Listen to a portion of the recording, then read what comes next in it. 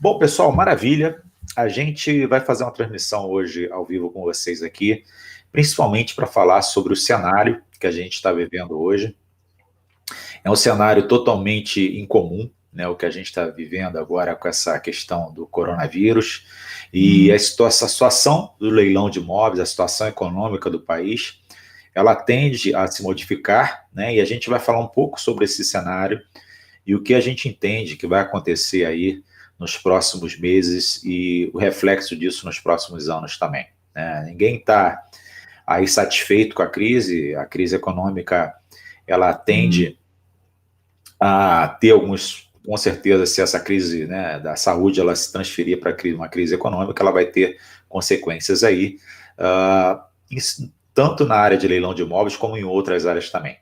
Só que a gente acredita, né, que o mercado ele vai se comportar de uma certa maneira. A gente vai discutir um pouco sobre isso aqui hoje, tá bom? Queria dar boa noite para todos vocês que estão aqui, agradecer a presença de vocês. A nossa vontade hoje é fazer um bate-papo descontraído. Esse bate-papo aqui está sendo principalmente transmitido para a galera que está fazendo parte dos grupos do WhatsApp. Desse último lançamento, a gente fez um convite na semana passada, no sábado e no domingo, para que você entrasse nessa lista, e exatamente em função disso aí a gente está construindo esse conteúdo hoje para vocês, especialmente para a galera.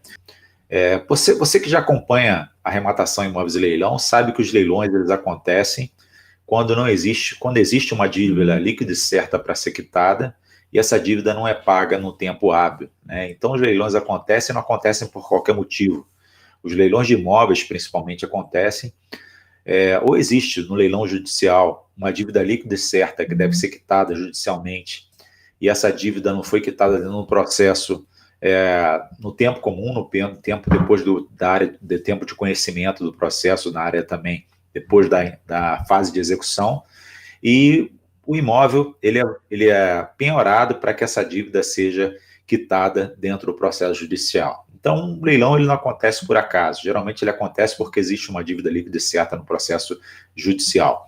E o leilão extrajudicial, como o próprio nome diz, né, os leilões realizados fora da justiça, que você vê aí com muita intensidade, leilões do Banco Itaú, Banco Bradesco, da Caixa Econômica Federal, são leilões promovidos pelos bancos, né? Nesse caso, esses leilões aí, eles acontecem geralmente em contratos de alienação fiduciária.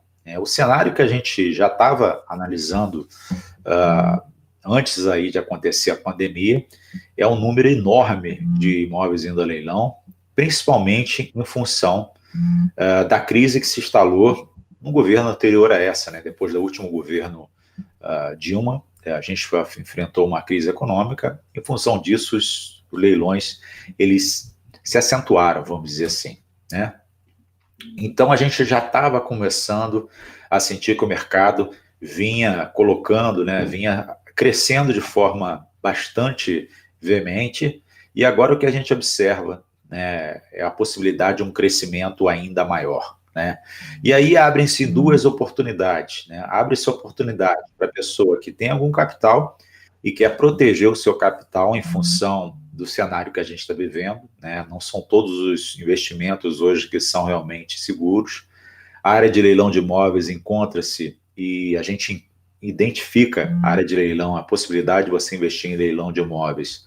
É uma possibilidade diferenciada de tudo que o mercado aponta até o momento, porque você consegue arrematar o imóvel sempre abaixo do valor de mercado, né? Então, uma situação de defesa de capital, uma situação de defesa de patrimônio, aquisição de um imóvel ou dois imóveis, ou quantos imóveis forem suficientes aí para proteger o seu patrimônio, parece ser, né, segundo aí a gente estuda, uma grande possibilidade de segurar parte do seu patrimônio, né? Uma outra possibilidade que se abre também é que, com um número maior de imóveis indo a leilão, a partir agora de 2020, a gente já estava vendo essa enorme possibilidade. Existe também a grande possibilidade de você, mesmo que você não tenha capital para investir em leilão de imóveis, você se tornar um consultor na área de leilão de imóveis, prestando consultoria para pessoas que queiram investir nesse momento nessa oportunidade. Beleza, pessoal. André, eu vou chamar o André Góes aqui, a gente está com um pouquinho de delay em relação ao que ele está ouvindo lá. Eu vou chamar ele agora aqui para a gente bater um papo sobre essa oportunidade. O André, ele é responsável pelo nosso escritório, pelo levantamento de oportunidades. Nós também prestamos consultoria na área de leilão de imóveis. Essa oportunidade que a gente está falando para vocês, a gente trabalha efetivamente com essa oportunidade. E eu vou chamar o André aqui para a gente bater um bate-papo com vocês aqui a respeito do que a gente está enxergando nesse momento para você que quer investir nessa área ou para você que quer defender o seu patrimônio dessa crise que a gente está começando a vislumbrar agora, e também na hipótese de você se tornar um consultor na área de leilão de imóveis, aproveitando essas oportunidades. Vou ver se eu consigo chamar o André aqui. Vamos lá, André. Beleza, André, tudo bem? Bom. Maravilha.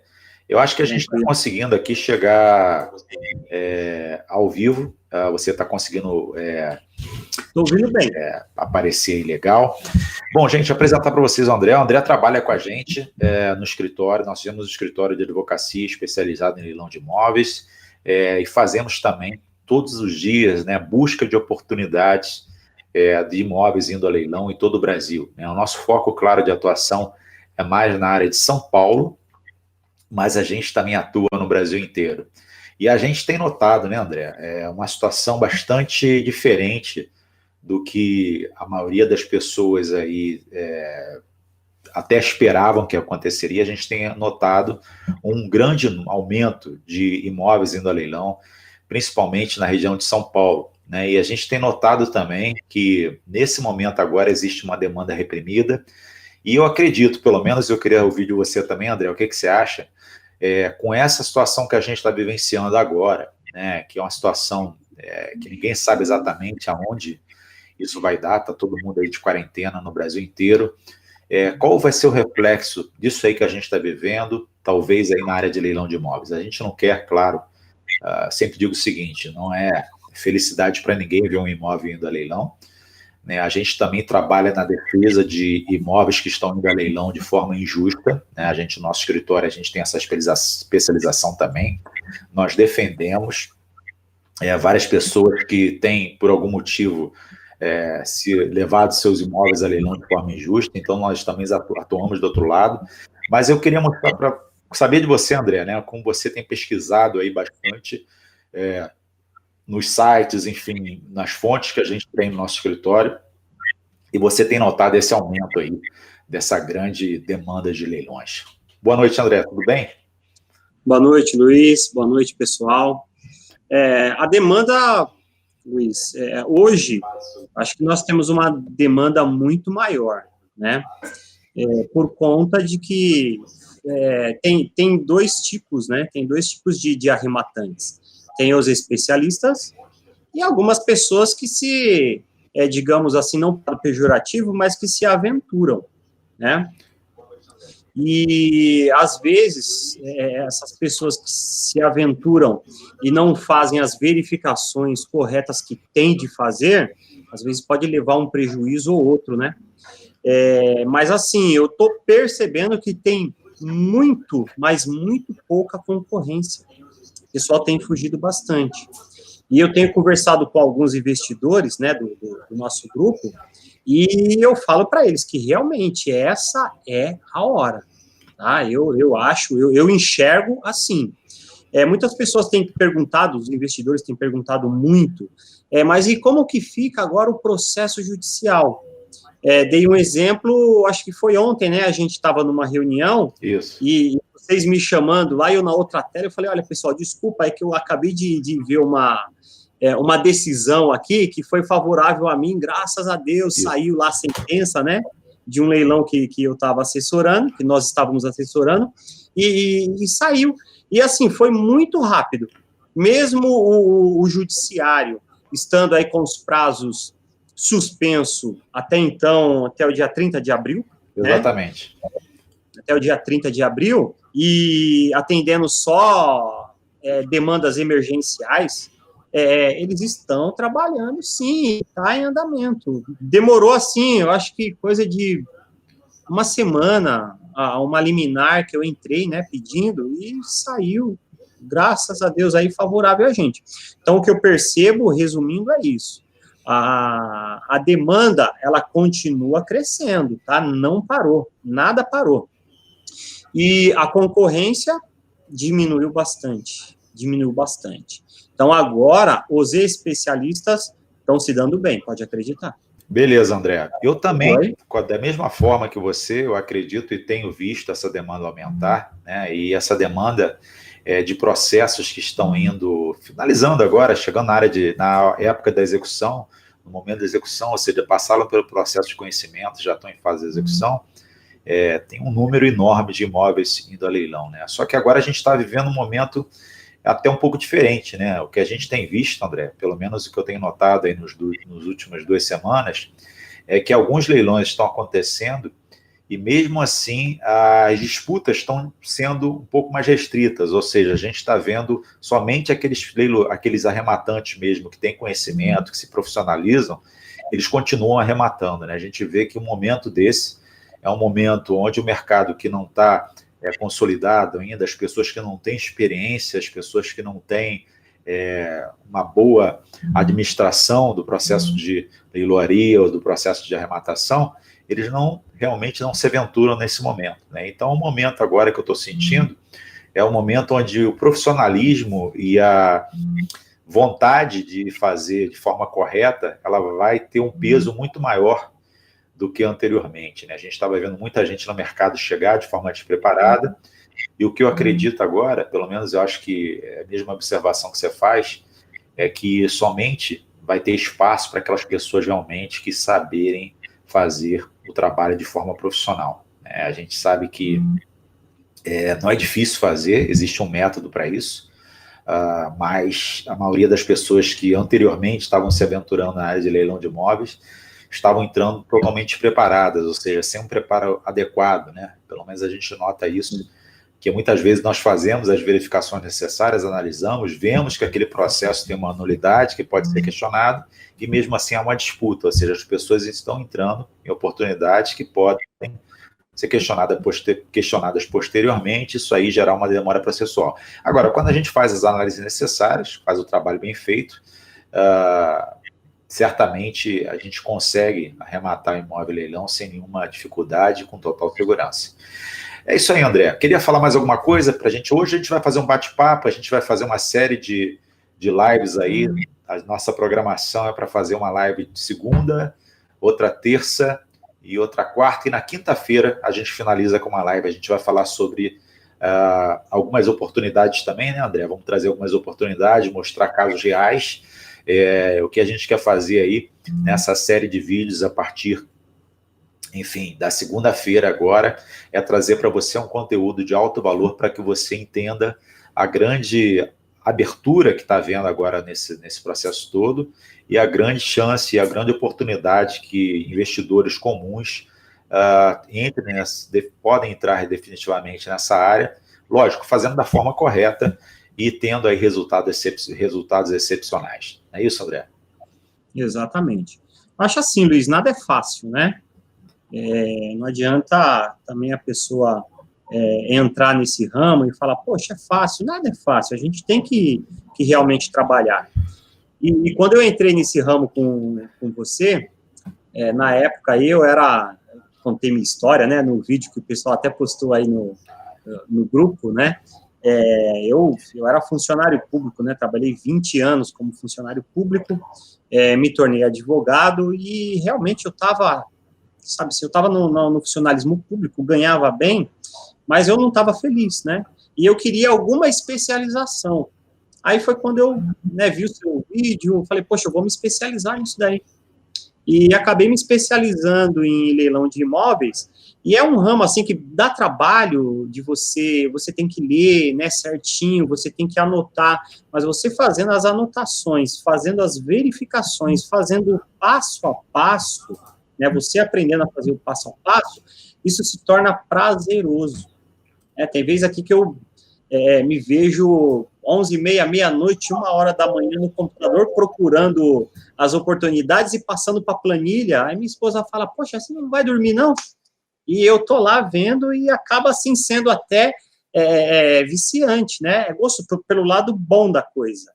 Então, é um ramo de atividade que dá trabalho, mas é muito prazeroso, é muito gostoso de fazer. E você fazendo realmente da maneira correta, você fazendo passo a passo todas as verificações, eu não posso falar que é 100%, né, de chance, porque a gente nunca sabe o que se passa pela cabeça de um juiz. Mas é 99,9% de chance de dar tudo certo, sabe? Não tem. Um juiz hoje que fazia alguma, digamos, aí dá uma decisão, né, que é desfavorável, que não deveria ser desfavorável, você entrando com embargos, agravo, apelação, você desfaz isso no tribunal facilmente. Então, hoje o processo de leilão está muito claro, né? E, sem contar que São Paulo foi, você pode dizer melhor que eu, aí eu acho que, se eu não me engano, a resolução que saiu de leilões, né, sobre leilões, São Paulo foi o primeiro a se adaptar, né? E muitos estados aí copiaram isso de São Paulo. Então, São Paulo tem a demanda, os juízes já estão preparados para essa ocasião, né? É verdade, André. O São Paulo saiu na frente, né? Principalmente na questão do processo eletrônico, procedimento todo eletrônico para os leilões. Para vocês terem uma ideia, eu sei que algumas pessoas aqui já conhecem a arrematação de imóveis em leilão, e tem gente que aí está começando a ter vontade de entrar nessa área, né? Hoje, a maioria dos leilões são eletrônicos, né? São leilões onde a gente trabalha 100% pela internet. Então, todas as verificações, todas as análises, a busca de oportunidades, ela é feita 100% pela internet. Quando eu comecei lá em 2001, André, a gente tinha que andar pelo fórum, né, para procurar. A gente ainda faz isso, mas hoje a gente tem o conforto de fazer isso quase 100% das vezes de casa.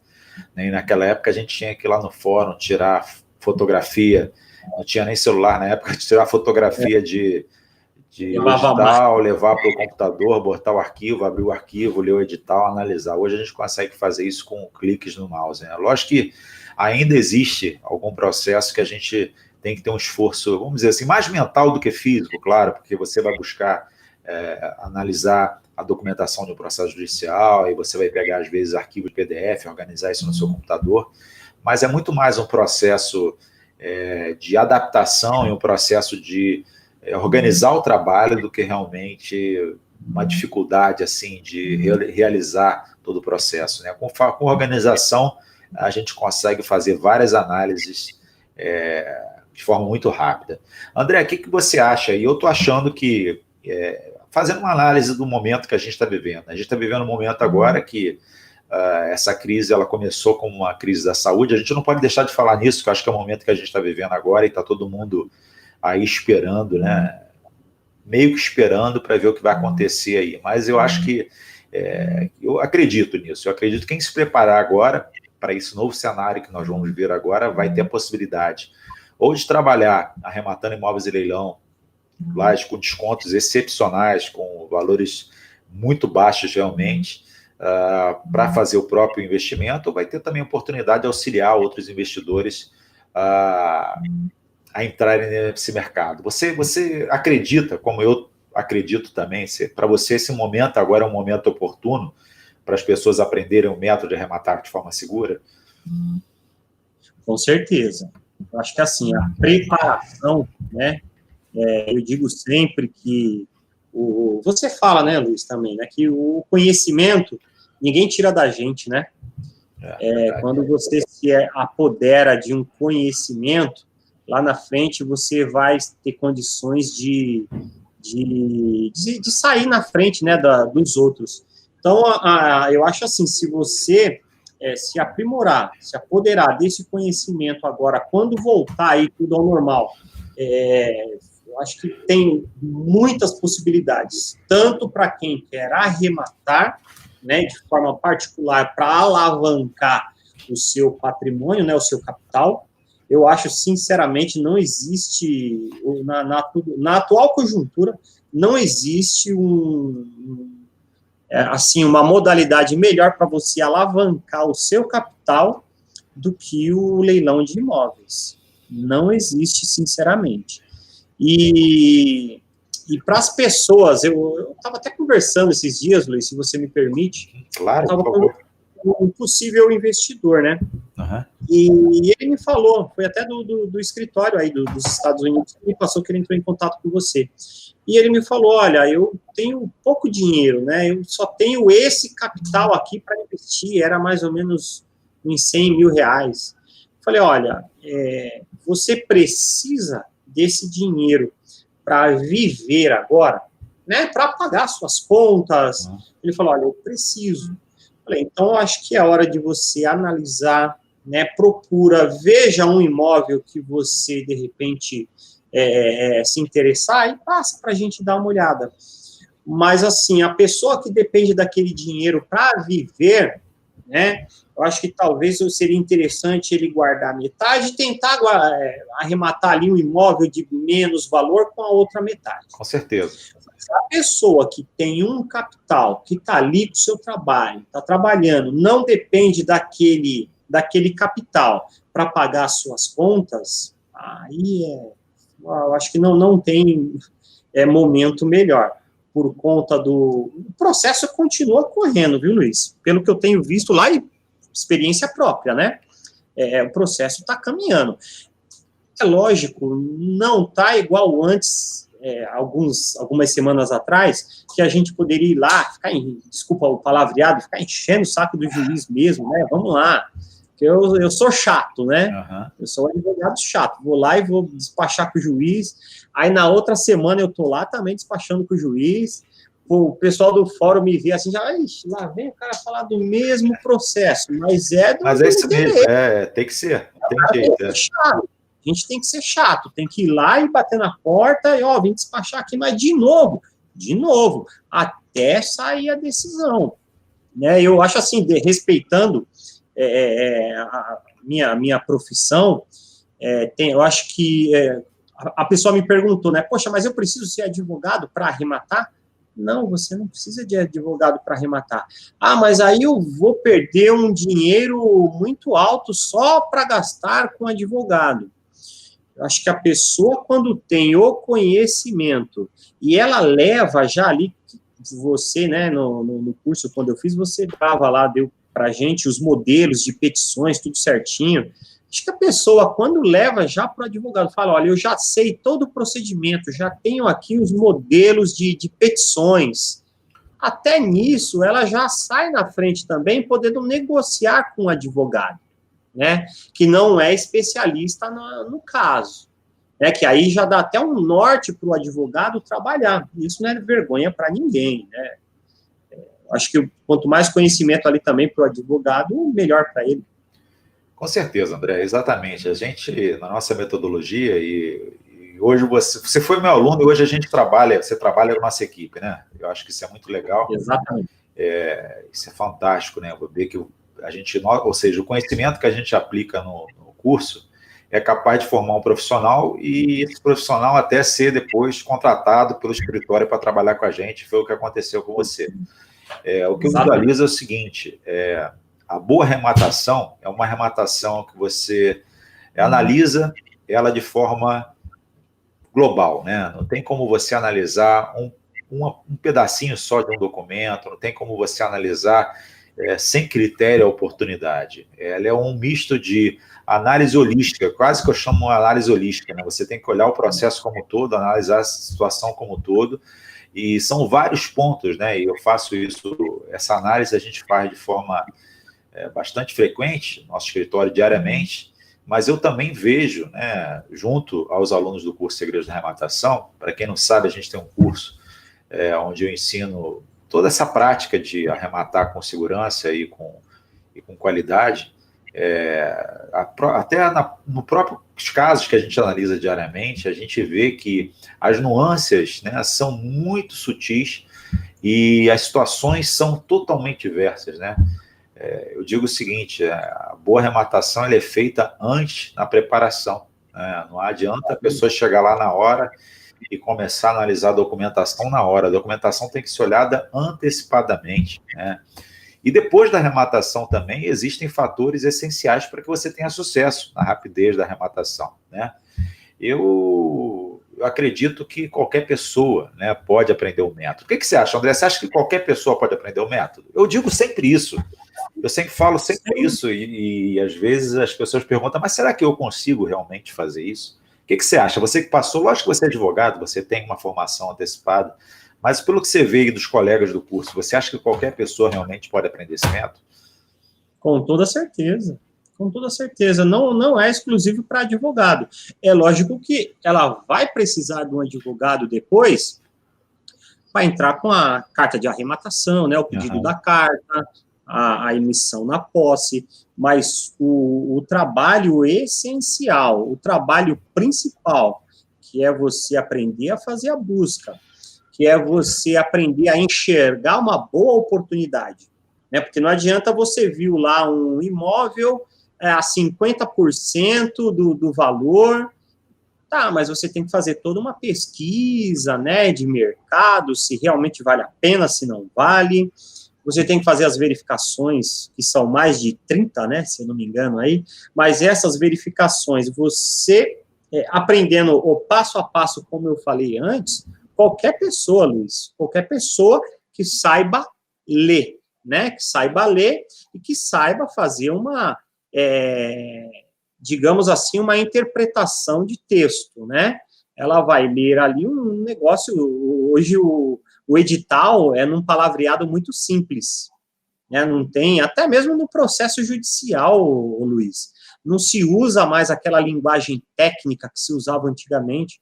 Qualquer pessoa pega uma sentença, uma petição inicial, consegue entender normalmente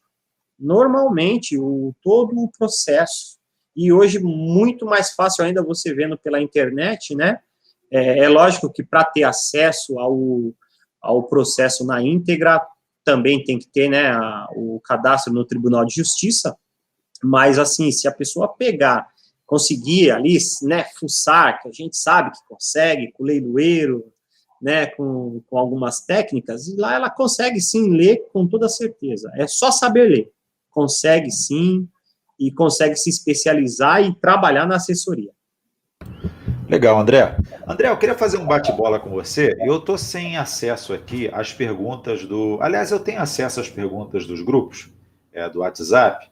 Eu queria pedir para o Thales, que está assistindo a gente, mandar algumas perguntas aí, porque são vários grupos, né, que a gente está organizando aí.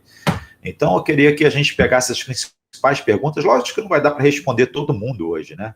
E a gente vai... Eu tenho aqui umas perguntas aí, umas principais. Você quer que eu... É legal. Porque a gente, na verdade, tem 4 dias para passar esse conteúdo todo. Esse é o primeiro dia, né? Então, para deixar o pessoal aí tranquilo, que vai ter tempo suficiente para a gente conversar, vai ter tempo suficiente para a gente passar todo o conteúdo. Essa é a primeira transmissão ao vivo de algumas transmissões que nós vamos fazer durante essa semana.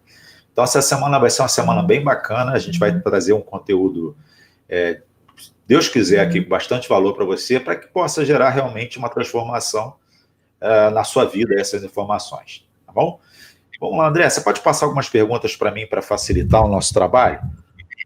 Faço sim, já estou pegando aqui. Acho que não precisa falar o nome do pessoal, né, para ir mais... para ir mais rápido, para ir mais rápido. E você vai me ajudando, a gente vai batendo um papo aqui, sim, vai ficando legal.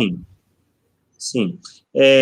Uma das perguntas aqui, que passando essas perguntas, parece ser perguntas simples, né, para alguns, mas não é, viu, pessoal? Muita gente tem as mesmas dúvidas. Então, eu selecionei algumas aqui que perguntaram com mais frequência. Legal. Tá bom, Luiz? Vamos lá. Por exemplo, eu só peço desculpa aí se vocês verem algum gritinho aí de criança, como eu tenho falado sempre, viu, Luiz? A gente está recluso, né, porque eu tenho uma pessoa que fez uma cirurgia, né, na família, e a minha esposa que toma conta dela, né, a minha sogra.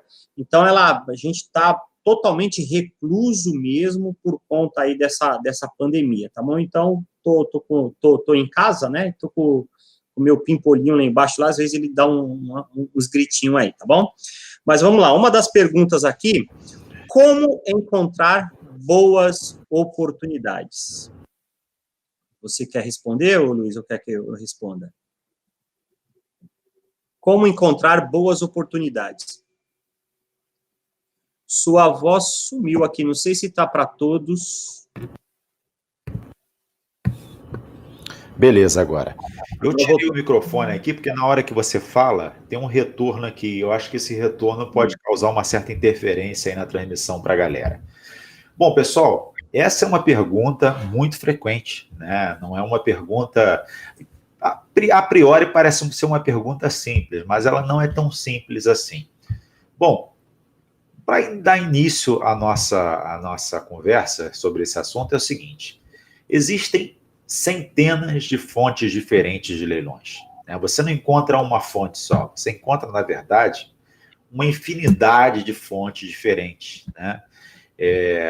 Por exemplo, existem uma das fontes que a gente vê com mais frequência hoje em dia é o site dos leiloeiros, né? Todo leiloeiro normalmente hoje, quase todo, não todos, mas boa parte dos leiloeiros, as pessoas que estão habilitadas a realizar os leilões, e leiloeiros oficiais, né, André? A gente fala aí, tem muito cuidado com a questão do leiloeiro, de busca certa de sites de leilões, porque o que tem de site falso por aí é uma infinidade, né? E a gente tem visto isso propagar com muita força, e eu digo sempre o seguinte: toma muito cuidado na hora de procurar fonte. É só tomar cuidado, né? Os devidos cuidados, né? Exatamente. Sabendo tomar os cuidados, você não tem problema de entrar numa furada. Mas parte do princípio que existem sites oficiais e sites falsos hoje em dia, né? Isso é uma realidade que a gente está vivenciando. Há 5 anos atrás isso não acontecia, mas hoje parece que a coisa se proliferou e eu vejo cada dia que eu vejo tem um site novo falso aí. Então, primeira coisa, site de leiloeiros, né? Todo leiloeiro, gente, ele ganha uma comissão em torno de 5% para promover o leilão. E esse leiloeiro, ele ganha uma comissão e ele tem o interesse de promover o leilão. Então, uma das fontes são os sites dos leiloeiros. Existem outras fontes também, por exemplo, Diário de Justiça, né? Todo o processo que é levado a leilão, todo o imóvel que é levado a leilão no processo judicial, ele tem que necessariamente, pelo princípio da publicidade, tem que ser publicado o edital em um Diário de Justiça, né? Então, a gente pode procurar no Diário de Justiça também essas oportunidades, né? Também, dependendo do tipo de leilão, por exemplo, leilão trabalhista, né, André? Que é bem interessante, porque o leilão trabalhista é interessante? Por diversos motivos. Primeiro, asta unificada, né? Às vezes, num único leilão, você tem lá mais de 100 imóveis indo a leilão, numa única oportunidade, num único dia, né? Então, por exemplo, site do TRT, né? Site do Tribunal de Justiça da sua região, é uma fonte interessante. Então, eu falei apenas de 3 fontes aqui, né, que você pode direcionar suas pesquisas, mas existe uma outra infinidade de oportunidades, né? Não só exatamente nos sites dos leiloeiros, mas os sites dos leiloeiros hoje a gente encontra muita informação. O que é importante é o seguinte: além de identificar a oportunidade, você tem que verificar se essa oportunidade ela é interessante em 2 aspectos. Primeiro, aspecto financeiro, ou seja, se você realmente vai apurar lucro com esse leilão, né? A gente gosta de aplicar o princípio de Pareto, né? Para analisar isso, né, André? O princípio de Pareto diz o seguinte: Vilfredo Pareto foi um economista que viveu na Itália há muito tempo atrás, e ele descobriu que 80% das terras eram de 20% das pessoas no país, né? E esse princípio econômico ele se aplica a várias áreas da economia e também se aplica aos leilões. O que a gente consegue identificar é o seguinte: do universo de leilões, 80% são leilões que não são tão interessantes assim, 20% são interessantes, extremamente interessantes. Então, nosso trabalho como consultor, como advogado, como investidor, é descobrir realmente que imóveis são realmente interessantes. É isso, André. Quer complementar mais alguma coisa, André? Pode complementar. E quando a pessoa aprende fazer o passo a passo, né, com maestria ali, ela bateu o olho, ela já vai saber o que é uma boa oportunidade e a que ela pode descartar. Vamos lá, outra pergunta aqui que eu selecionei. Quanto tempo demora para a pessoa poder vender o imóvel? Essa pergunta foi bem frequente. Legal. Olha só, gente. Dentre as verificações que nós fazemos, né, a gente faz uma série de verificações e faz aquela análise holística do processo, do procedimento, que não é uma análise, vamos dizer assim, ela não pode ser feita separadamente com elementos separados. Você não pode analisar, por exemplo, somente o edital do leilão. Você tem que analisar outros documentos também, né? Quando a gente faz análise criteriosa da documentação e do processo que levou o imóvel ao leilão, o que a gente verifica com muita frequência? A gente nota uma coisa muito importante, a gente nota que existe um padrão de procedimentos que acontecem no processo, que ele está livre de vícios, ou seja, o processo ele anda de forma redondinha ali, não tem nenhum vício de nulidade que pode ser questionado, nenhuma situação que pode ser questionada. Esse processo ele tem uma velocidade muito maior do que um processo, por exemplo, que tem uma situação que pode ser questionada e o executado vai lá entrar com agravo, entrar com recurso, entrar com a petição, embargo de declaração, que faz com que o processo ele ande de forma mais lenta.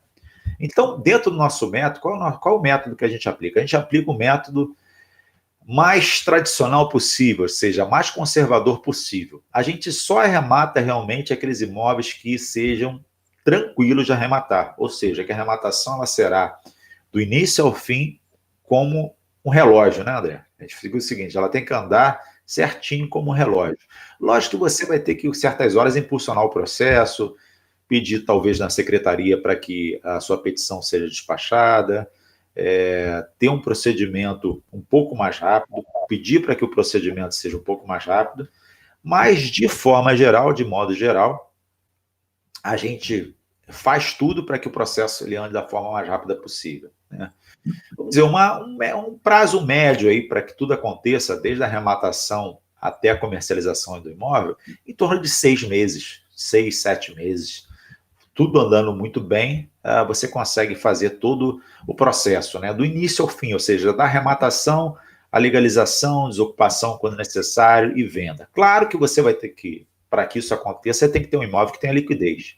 Ou seja, você quando arremata, você sempre vai arrematar com grande desconto, né? E dependendo da situação, para que você consiga vender rapidamente esse imóvel, você pode até dar um desconto na venda também, o que o comprador do mercado comum ele está impossibilitado de fazer.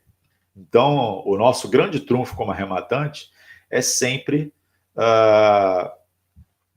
arrematar abaixo do valor de mercado. Você quer complementar com alguma informação, André? Isso que você falou, Luiz, no início do processo, né? Vou dar um exemplo que aconteceu novamente comigo agora, né?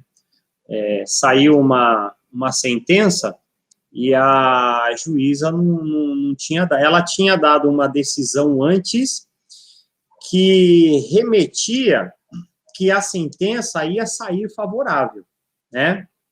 Então, ou seja, ela falou A na sentença favorável, ou não, numa decisão interlocutória. Quando veio a sentença, ela falou B, né? Deixou meio de lado lá. Mas assim, ao invés de eu entrar lá com uma apelação que caberia na sentença e que nós ganharíamos lá com toda certeza, falei, não, vamos ficar quieto aqui. Eu peguei a decisão, peguei aquela sentença e mandei para a síndica. Falei, olha, se vocês não emitirem aí a CND agora, eu vou ter que entrar com um processo aqui separadamente da execução.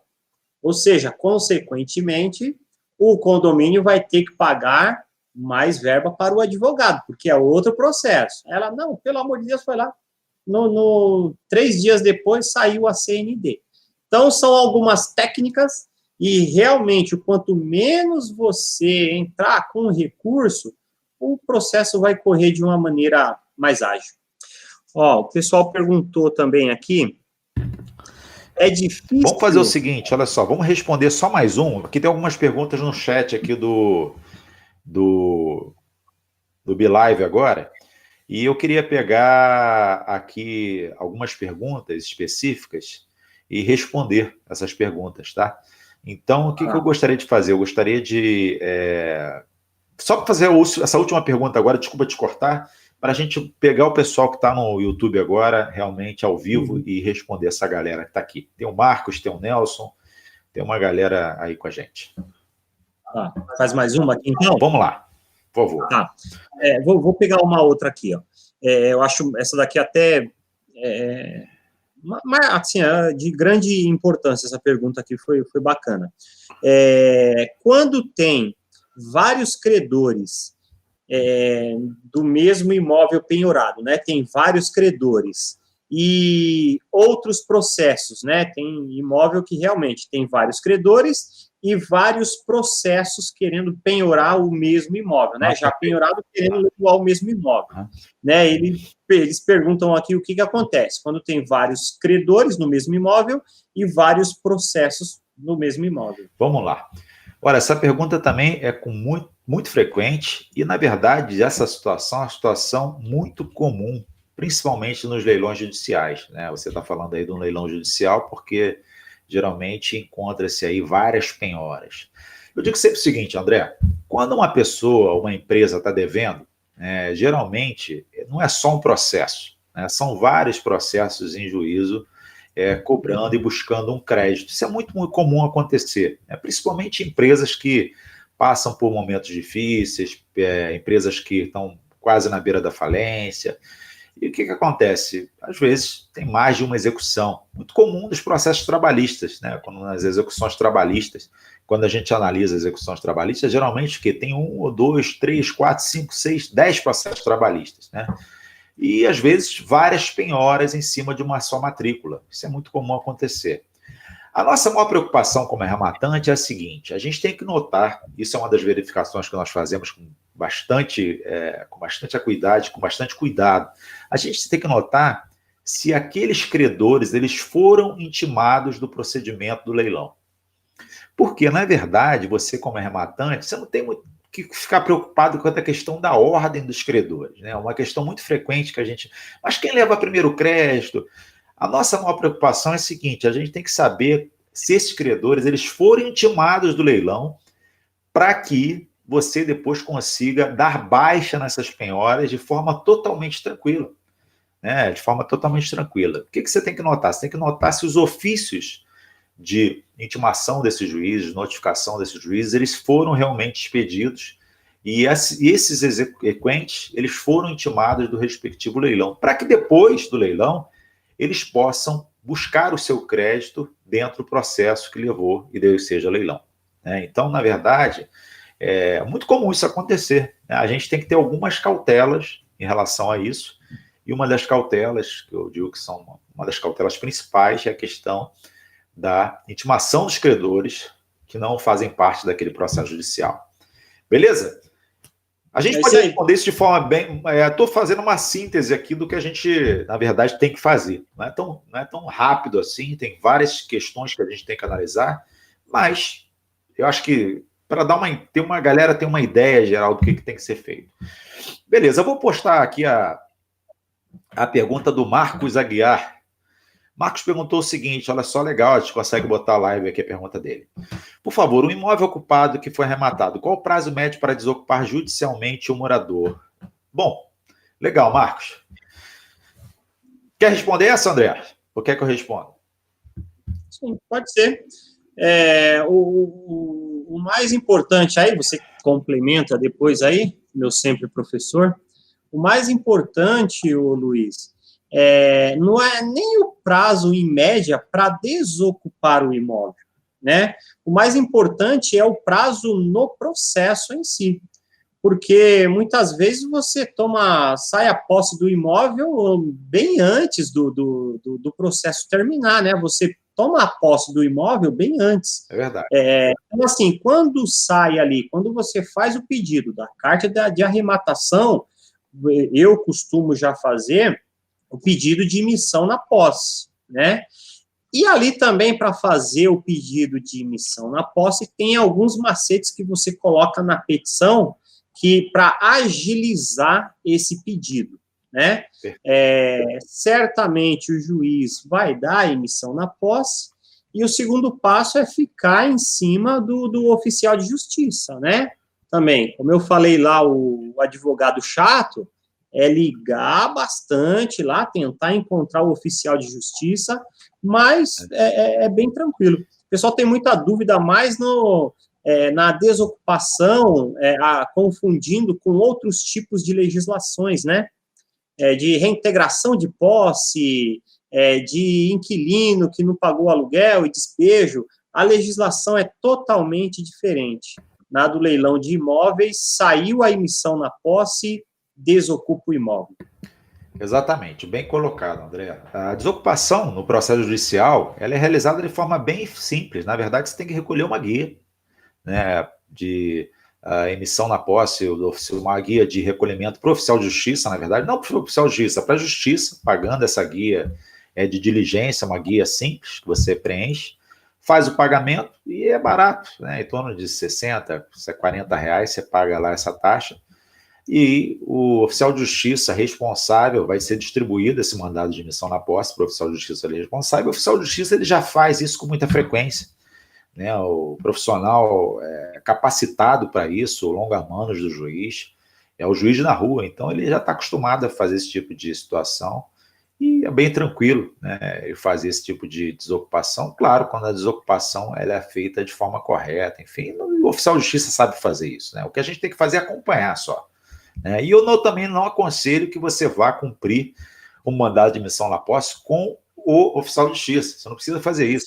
Quem vai realizar a emissão na posse é o oficial de justiça e você não tem que se meter nisso. Eu sempre digo o seguinte, deixa o oficial de justiça trabalhar. Exatamente. Legal, deixa eu botar uma outra pergunta aqui. Deixa eu ver se eu consigo tirar essa pergunta legal. Vamos lá. A pergunta do Honório Martins. Uma pergunta aí do Honório Martins sobre a questão da pandemia, e é interessante a gente falar sobre isso, né? Porque algumas pessoas estão pensando o seguinte, Luiz, a questão aí da pandemia vai ser uma questão que vai atrasar ou modificar o sistema legal. Não tem nada disso, né? Os processos eles têm que andar de acordo com o devido processo legal. As leis, elas, com a situação da pandemia, as leis elas não mudam, né? O que pode haver é um decreto-lei ou outro para impedir que a pandemia se espalhe. É isso, André? É isso que eu entendo. Como alguns governadores estão colocando aí em seus estados, fazendo algumas restrições, olha, não pode sair e tal, né? Só pode sair num momento exato, só pode sair para ir para um lugar que você tem aqui realmente, para farmácia, ou fazer compra, enfim. O pessoal está restringindo, aí alguns governadores restringindo a movimentação das pessoas, mas o processo civil não mudou. O devido processo legal, ele continua o mesmo, né? E eu entendo que não vai haver nenhuma mudança em relação a isso. O que você acha, André? Eu acho que também não. O que pode acontecer é a pessoa, né, o devedor, ganhou um pouquinho mais de tempo aí para persuadir o síndico, a administradora, para entrar num acordo. É só isso que eu enxergo. Verdade, verdade. Concordo com você. Concordo. Achei interessante até o seu ponto de vista, André. Legal. Vamos lá. Vamos lá, perguntar ao Leandro Bastos. Leandro, não sei se é meu aluno já. Leandro, você é meu aluno? Não sei, não estou lembrando. Acho que não, acho que o Leandro não é aluno. Vocês prestam assessoria aos alunos com descontos após a arrematação do caso? Leandro, a gente tem uma família. Eu digo que a nossa família, a Segredos da Arrematação, né, a família, e até tem um conceito maior aí surgindo, né, André? Do IBEA, que é a empresa que faz parte de todo esse... que engloba toda essa nossa estrutura aí de trabalho, a gente entende o seguinte, a gente entende que a gente faz parte de um sistema e de um grupo muito forte. Nós somos hoje o maior grupo do Brasil focado em leilão de imóveis, né? E a gente tem uma atuação dentro desse grupo muito presente, né? E se Deus quiser, o André vai ter até mais atuação agora, a partir desse ano, está mais presente com a gente lá. E a gente, dentro desse grupo, a gente coloca sempre a possibilidade do aluno ter uma chegada no nosso grupo, no nosso escritório, de forma muito rápida e dinâmica. E, é claro, por fazer parte dessa família, né, você sendo aluno, fazer parte dessa família, você tem situações, com certeza, que favorecem muito a pessoa que está lá, né? Eu acho que, além disso, né, existem também profissionais ali do Brasil inteiro, né, André? Então, a gente atua na área de São Paulo, a gente atua no Sudeste, mas existem profissionais ali formados pelo nosso sistema, atuando no Brasil inteiro. Então, a gente hoje tem a maior comunidade do Brasil focada em leilão de imóveis e também assessoramos os alunos do curso Segredos da Arrematação e os nossos alunos que fazem parte da nossa família, que é a família Segredos da Arrematação, família IBEA. Pedro falou o seguinte: Luiz, acredito que essa situação da pandemia pode gerar várias oportunidades, para a inadimplência será bem maior. Olha, Pedro, a gente não quer que ninguém deixe de pagar as suas obrigações. Eu acho que não é legal, assim, do ponto de vista econômico, de forma geral, né, a gente trabalha também defendendo pessoas em leilões que são leilões injustos, né? Nosso escritório presta esse tipo de assessoria. Agora, eu vou dizer o seguinte: eu acho que a gente não sabe exatamente o que vai acontecer, né, em relação à pandemia. Eu acho que qualquer tipo de observação agora e de análise quanto ao que vai acontecer, eu acho que é um pouco precipitado. Eu acho que a gente vai saber mais o que vai acontecer daqui a 2, 3 semanas, para a gente saber realmente se a coisa vai voltar ao normal, se o comércio vai voltar ao normal, se a economia vai ser retomada, ou se realmente vai haver um impacto maior, né? Uma coisa é certa, eu acho que as regras em função de financiamento, se houver realmente uma paralisação geral, eu acho que algumas regras, mais flexibilização de recebimento, recebíveis, ela vai acontecer, né? Em função, os bancos até vão proporcionar isso aos devedores, mas a gente ainda está um pouco no início disso tudo. Agora, realmente, né, o que a gente notou é o seguinte: quando a gente observou a crise que aconteceu há 5 anos atrás, né, André? A crise do último governo antecedente a esse governo que nós estamos vivenciando, a gente está notando que os processos que estão indo a leilão agora são provenientes daquelas execuções que aconteceram naquela época. Então, existe mais ou menos um delay aí de 3, 4, 5 anos. Ou seja, quando tem uma crise se instalando agora, né, o reflexo disso mesmo vai acontecer daqui a 3, 4 anos. Pode ser que daqui a 3, 4 anos, né, por isso que eu digo, tem que se preparar agora, né? Não adianta tentar se preparar quando a coisa está acontecendo. A gente já está vivendo um momento de muitas oportunidades. A gente acredita que isso vai aumentar ainda mais, né? Mas também vai ter muita gente buscando o amparo judicial para se defender dessa inadimplência, né? E a gente até está trabalhando também com essa galera aqui, ajudando esse pessoal que vai se defender dessa inadimplência, né? Não é porque a gente não, estou torcendo para que a pessoa... Não é isso, a gente está torcendo para que todo mundo consiga pagar suas contas e que a economia ande da melhor maneira possível, né? E a gente está torcendo para o melhor, para a economia. Mas, realmente, o que acontece? O cenário de leilão de imóveis, ele muda de acordo com o que a economia muda, né? Quando a economia ela passa por uma crise, aumenta, com certeza, o número de leilões. Tá bom, Pedro? Obrigado pela participação, Pedro. Shelly, o que acontece? Parte ideal, tem várias situações que podem acontecer com parte ideal, né? Você tem que ver o seguinte: você está arrematando a parte ideal do imóvel, você está arrematando o imóvel na sua integralidade, ou você está arrematando a fração de um imóvel, né? O que acontece? O importante é você analisar o edital do leilão para saber exatamente o que você está arrematando, né? Porque muitas vezes a pessoa assim: Luiz, eu estou arrematando isso aqui. Quando eu leio o edital, eu vejo que ela está arrematando uma outra coisa. Exemplo disso, André. Muita gente pergunta o seguinte: Luiz, estou arrematando o imóvel. Quando a gente vai lá estudar o edital, a primeira coisa que a gente está vendo é o seguinte: ele está arrematando o direito, não o imóvel em si. Então, Tchelo, o que eu posso dizer para você? Primeira coisa que você tem que analisar com critério, né? O primeiro documento que a gente analisa com critério é o edital do leilão, que é a regra do leilão, tá? A questão da parte ideal, ela pode funcionar de diversas formas, né? Você pode estar rematando alguma coisa e você achar que você está rematando uma outra coisa, né? Então, você tem que ver se esse imóvel foi lançado, se você está rematando realmente aquele imóvel, ou se você está rematando o direito de imóvel, a parte ideal de um imóvel, tá bom? Então, primeira coisa, analise criteriosamente o edital, analise também a matrícula do imóvel para você saber exatamente o que você vai levar naquela rematação, tá bom? E eu gostaria de dizer isso para você, você deve fazer isso com muita cautela. Legal? Um grande abraço aí, André. Quer despedir aí do pessoal?